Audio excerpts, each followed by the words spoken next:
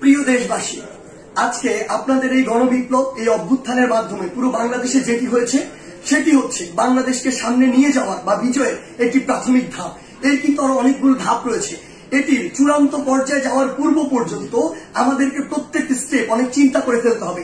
আপনারা মনে রাখবেন, যারা আজকে পরাজিত হয়ে চলে গিয়েছে তারা কখনো একদিনের মধ্যে পুরো বাংলাদেশ থেকে শেষ হয়ে যাবে না।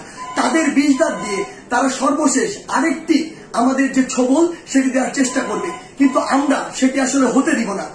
আপনাদের একটি জিনিস মনে রাখতে হবে যে পুরো বাংলাদেশের যে সংখ্যালঘু ভাই বোনেরা রয়েছে তাদেরকে নিরাপত্তা দেওয়ার আপনাদের দায়িত্ব নিতে হবে। তাদেরকে যেন কেউ স্পর্শ না করতে পারে, এটি দিয়ে কোনো ইস্যু যেন তৈরি না করতে পারে।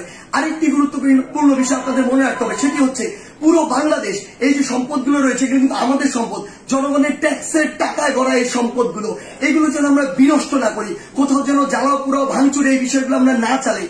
কারণ দিন শেষে আবার আমাদের ট্যাক্সের টাকায় এগুলো আবার পুনঃপ্রতিষ্ঠা করতে হবে। বাংলাদেশ অর্থনৈতিকভাবে এখন কিন্তু ভালো অবস্থায় নেই, সেখানে এগুলো আবার গড়ে তুলতে আমাদের অনেক বড় একটি সাফারিং এর মধ্যে দিয়ে যেতে হবে। সেই জায়গায় আপনাদের প্রতি অনুরোধ, আমাদের এই কাজগুলো আমাদেরকে রিপ্রেজেন্ট করে। তাই কেউ কোন একটি কাজ করেছে, অপকর্ম করেছে, বাংলাদেশে পশুর মতো অনেক কাজ করেছে, ফ্যাসিজম করেছে, যা ইচ্ছা তাই করেছে, আমরাও সেটি করতে পারি না।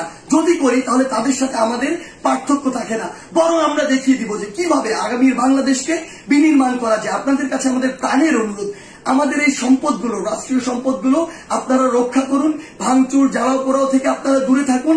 আমাদের যারা মিডিয়া কর্মী ভাই বোন রয়েছে তাদেরকে আপনারা সহযোগিতা করুন। সর্বোপরি আমাদের ওই চূড়ান্ত বিজয়ের পর্যায়ে যাওয়ার পূর্ব পর্যন্ত প্রত্যেকটি স্টেপ ইমোশন দিয়ে নয়, চিন্তা করে ফেলুন। ধন্যবাদ।